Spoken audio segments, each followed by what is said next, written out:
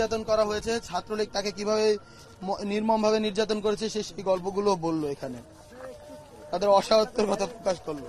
কিভাবে তারা শুনতে পেল ছেলেটা জেলে জেলে দৌড়েছে, হাসপাতালে হাসপাতালে দৌড়েছে, বাবার লাশ খুঁজতে যাওয়ার জন্য এই ছেলেটার ঘাড়ে বন্দুক তাক করা হয়েছিল, ছেলেটার দিকে বন্দুক তাক করেছিল এই আওয়ামী ফ্যাসিস্টিজম। অথচ দেখা যাচ্ছে যে এখন মাত্র 100 দিন হলো এই ফ্যাসিস্টিজমের পতন হয়েছে। 100 দিনের মাথায় আওয়ামী লীগের ভোট, ওই কিছু ফ্যাসিস্টদের ভোট ক্যারি করার জন্য আমাদের দেশের রাজনৈতিক দলগুলো তাদেরকে আওয়ামী লীগকে পুনর্বাসন করছে, যা হতাশা, লজ্জা আর ঘৃণার। তারা এই শহীদের রক্তের উপর পাড়া দিয়ে কিভাবে ফ্যাসিস্টকে বাংলাদেশে পুনর্বাসন করে আমরা জানি না। তাদের কি লজ্জা হয় না? তাদের দলের নেতাকর্মীরাও যেখানে মারা গিয়েছে তাদের কি সেই লজ্জাটা হয় না?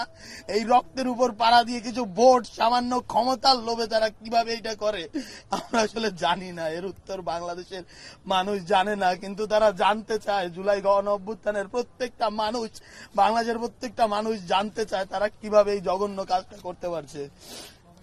আজকে জুলাই গণ অভ্যুত্থানের 100তম দিনে বৈষম্য বিরোধী ছাত্র আন্দোলনের পক্ষ থেকে আমরা আহত এবং শহীদ পরিবারের খোঁজ খবর নিচ্ছি এবং আমরা আজকে সেই কর্মসূচির অংশ হিসেবে রায়ের বাজারে, যেখানে আন্দোলনকারীদেরকে নির্মমভাবে হত্যা করে গণকবরে বদ্ধভূমিতে পুঁতে রাখা হয়েছে, সেখানে এসেছি। আপনারা সবাই শহীদ পরিবারের বক্তব্য শুনেছেন। আজকে 100 দিন হয়ে গেছে, এর মধ্যেই ফ্যাসিবাদের যে নির্যাতন নিপীড়ন সেই স্মৃতি ফিকে হয়ে আসছে।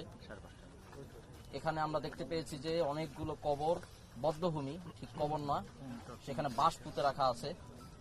127টার মতো কবর শনাক্ত করা হয়েছে, আরো অনেক কবর আছে যেগুলো শনাক্ত করা যায়নি এবং এগুলোতে লাশের সংখ্যা আরো অনেক বেশি। একটিতে 4-5টি করে লাশ আছে, এরকম আশঙ্কা করা হচ্ছে আরো বেশি থাকতে পারে।